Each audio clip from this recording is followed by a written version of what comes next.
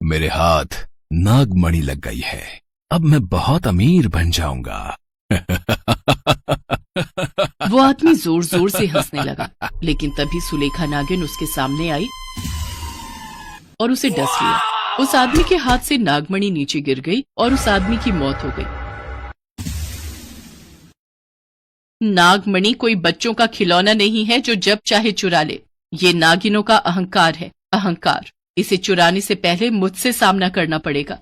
ये बात तो सच है कि नागमणि बहुत ही सुंदर और दुर्लभ चीज है, इसीलिए हर कोई नागमणि पाना चाहता है।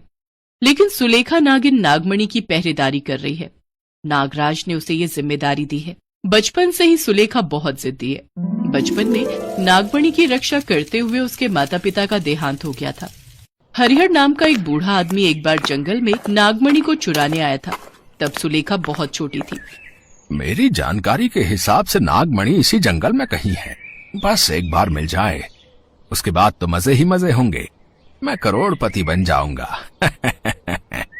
हरिहर नागमणि ढूंढने लगा और जंगल के बीचों बीच एक सुरंग के अंदर उसे नागमणि मिल गई। लेकिन तभी सुलेखा के माता पिता वहां आ गए और उस बुढ़े को डस लिया। हरिहर के पास चाकू था। हरिहर ने चाकू से दोनों को मार डाला और नागमणि छोड़कर तुरंत भाग गया। माँ, पिताजी, ये क्या हो गया? आप दोनों क्यों चले गए मुझे छोड़कर? नागराज वहां आ गए और दोनों का अंतिम संस्कार किया गया। हे नागराज, जिसने भी मेरे माता पिता को मारा है, मैं उसके वंश को निर्वंश कर दूंगी। वाह सुलेखा, तुम हो असली नागिन। आज से इस नागमणि की जिम्मेदारी तुम्हारी है। सुलेखा पहरेदारी करने लगी। उधर हरिहर घर पहुंचा और उसकी सांस फूलने लगी। क्या हुआ है दादाजी? आपको क्या हुआ है?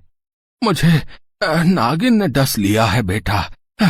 मैं नागमणि की खोज करने गया था। ये सांप और नागिन बहुत भयंकर प्राणी हैं। उनसे बच के रहना। ये बोलकर हरिहर ने अपनी सांस त्याग दी। राहुल बड़ा गुस्सा हो गया। वो अपने दादाजी से बहुत प्यार करता था। मेरे दादाजी को जिसने भी मारा है, मैं उसे नहीं छोड़ूंगा। और मेरे दादाजी की आखिरी इच्छा, वो नागमणि, मैं हासिल करूंगा। ये मेरा वादा है। और ऐसे ही दोनों तरफ एक जंग की सूचना हो गई। और ऐसे ही कुछ साल बीत गए। राहुल बड़ा हो गया और उधर सुलेखा नागिन भी बड़ी हो गई।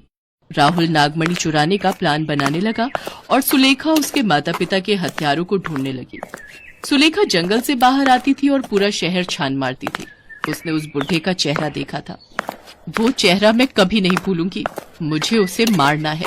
लेकिन सुलेखा को ये पता नहीं था कि वो बुढ़ा उसी दिन मर गया था। ऐसे ही एक दिन वो रास्ते में भटक रही थी, तभी अचानक से एक गाड़ी ने उसे धक्का मार दिया। मेरा पैर! सुलेखा दर्द से तड़पने लगी और तभी वहां राहुल आ गया। अरे क्या हुआ आपको? आप चिल्ला क्यों रही हो? उस गाड़ी ने मुझे धक्का मार दिया है। तुम शहर वालों में बिल्कुल भी तमीज नहीं है। मतलब तुम इस शहर से नहीं हो क्या? कहाँ से हो तुम? जंगल से। जंगल से? मतलब जंगल में कौन सा इंसान रहता है? सुलेखा से गलती हो गई, इसीलिए उसने तुरंत कहा, नहीं, मेरा मतलब मैं गांव से हूँ। अच्छा, तो ये बात है। मैंने सुना है कि गांव की लड़कियां बहुत सुंदर होती हैं। सुलेखा शर्मा गई। राहुल सुलेखा को डॉक्टर के पास ले गया। डॉक्टर ने सुलेखा की पल्स चेक करते हुए कहा, अरे तुम्हारी त्वचा इतनी ठंडी क्यों है? इंसानों को तो ऐसा नहीं होता है। वो मुझे एक बीमारी है, आप जल्दी से दवाई दीजिए। डॉक्टर और राहुल ने उस बात को इग्नोर कर दिया। नागिनों का शरीर ठंडा होता है, ये राहुल को भी पता है। लेकिन राहुल सुलेखा के प्यार में पागल हो गया है, इसीलिए उसने उस बात पर ध्यान नहीं दिया। सुलेखा राहुल के साथ उसके घर गई। सुनो, तुम आज यहाँ रह सकती हो। वैसे तुम शहर किस लिए आई थी? मुझे किसी को ढूंढना है। कोई खो गया है क्या? नहीं, उसने मेरे माँ बाप को मार डाला है और मुझे पता है कि वो शहर में ही रहता है। अरे बाप रे, ये तो बहुत बुरा हुआ तुम्हारे साथ। मैं तुम्हारे साथ हूँ सुलेखा। ये बोलकर राहुल ने सुलेखा को गले लगा लिया। सुलेखा भी राहुल को पसंद करने लगी, लेकिन उन दोनों को ही पता नहीं था कि वो दोनों एक दूसरे के दुश्मन हैं। अगले दिन सुलेखा चली गई, लेकिन वो वादा करके गई कि वो राहुल से फिर मिलेगी। सुलेखा जंगल में लौट गई। नागराज ने उससे कहा, सुलेखा, कल रात को तुम कहाँ थी? वो एक दोस्त के घर में थी नागराज। देखो सुलेखा, तुम एक नागिन हो। किसी इंसान से दोस्ती मत करना। इंसान लालची होते हैं। वो बस अपने फायदे का सोचते हैं। जी नागराज, लेकिन मेरा दोस्त वैसा नहीं है, वो दयालु है, उसने मेरी मदद की। जो तुम ठीक समझो, लेकिन हमेशा चौकन्ना रहना। इंसान कभी भी कुछ भी कर सकते हैं। लेकिन तब तक सुलेखा राहुल के प्यार में खो गई थी। वो बार बार अपने आप से कह रही थी, नहीं नहीं, मेरा राहुल वैसा नहीं है, मेरा राहुल अच्छा है। सुलेखा हर रोज जंगल से निकलकर शहर आने लगी और राहुल से मिलने लगी। राहुल के घर पर उसका आना जाना बढ़ गया। एक दिन उसने देखा कि राहुल के घर में एक कमरे के दरवाजे पर ताला लगा हुआ है। राहुल, ये कमरा बंद क्यों है? कुछ नहीं सुलेखा, उस कमरे में मेरे काम की चीजें हैं। तुम इस घर में कहीं भी जा सकती हो, बस उस कमरे में कभी मत जाना। सुलेखा ने राहुल की बात मान ली। राहुल और सुलेखा एक दूसरे से सच्ची मोहब्बत करने लगे, लेकिन दोनों ही अपने मकसद नहीं भूले। इतने में कुछ दिन बाद सुलेखा को उल्टियां होने लगी। डॉक्टर के पास जाने पर पता चला कि सुलेखा के पेट में राहुल का बच्चा है। राहुल बहुत खुश हुआ। अरे वाह सुलेखा, ये तो बड़ी खुशी की बात है। लेकिन मैं कुंवारी हूँ, किसी को पता चल गया तो क्या होगा? तो मुझसे शादी कर लो। वैसे भी बहुत जल्द मैं अमीर बनने वाला हूँ। अच्छा, वो कैसे? बनने के बाद बताऊंगा कि कैसे। सुलेखा जंगल में चली गई, लेकिन नागराज सब कुछ समझते हैं। उन्होंने सुलेखा को देखते ही बता दिया कि वो पेट से है। छी सुलेखा छी, मैंने सोचा था कि तुम नागिनों की रक्षा करोगी, नागमणि की पहरेदारी करोगी, और तुम एक इंसान के बच्चे को अपने पेट में पाल रही हो। शर्म आनी चाहिए तुम्हें। नागराज और सारे नागिनों ने मिलकर सुलेखा को बाहर भेज दिया। सुलेखा रोते हुए राहुल के पास चली आई। राहुल, मैं तुमसे शादी करने के लिए तैयार हूँ। ठीक है सुलेखा, तुम अभी आराम करो। आज रात को मुझे कहीं जाना है। आज मेरा मकसद पूरा होने वाला है। आज मैं बहुत अमीर हो जाऊंगा। सुलेखा सो गई। रात को उसकी नींद टूटी। तब तक राहुल बाहर निकल चुका था। असल में उसे नागमणि का पता चल गया था। वो वही लेने गया था। वो जंगल में घुस गया और नागमणि को ढूंढने लगा। उधर सुलेखा नींद से उठकर घर के अंदर इधर उधर घूम रही थी। ऐसे ही वो उस बंद कमरे के बाहर चली आई। इस कमरे के अंदर है क्या, जरा देखूं तो।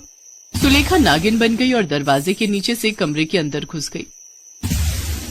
और वहां घुसते ही उसने जो देखा, उससे उसके होश उड़ गए। उस कमरे में नागिन और नागमणियों को लेकर बहुत सारी किताबें थी और दीवार पर राहुल के दादाजी की तस्वीर लगी हुई थी। अरे, ये तो वही है जिसने मेरे माँ बाप को मारा था। इसका मतलब राहुल इसी खूनी का पोता है।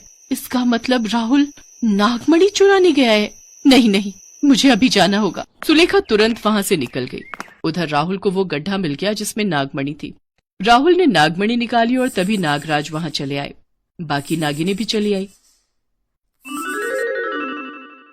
देखो, मेरे पास मत आओ, मुझे नागमणि लेने दो। ये मेरे दादाजी का सपना था। तभी वहां सुलेखा चली आई।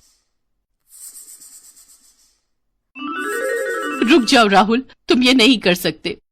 सुलेखा, तुम यहाँ कैसे? कौन हो तुम? तभी सुलेखा नागिन रूप में आ गई और फिर से वापस सुलेखा बन गई। तुम एक नागिन हो? हाँ, नागमणि के चक्कर में तुम्हारे दादाजी ने मेरे माता पिता को मारा था। और तुम्हारे माँ बाप ने मेरे दादाजी को? तो फिर बदला पूरा हो गया। अब और खून खराबा करके क्या फायदा। मैं तुमसे प्यार करती हूँ राहुल। मैं भी तुमसे प्यार करता हूँ सुलेखा, तुम सही कह रही हो। लालच बुरी चीज है। नागराज, ये नागमणि आप रख लीजिए और सुलेखा को मेरे हाथों सौंप दीजिए। नागराज खुश हुए। बड़े ही धूमधाम से राहुल और सुलेखा की शादी हो गई। नागमणि नागराज के पास ही रही। कुछ महीनों बाद राहुल और सुलेखा की एक बेटी हुई और आखिर में प्यार की जीत हो गई।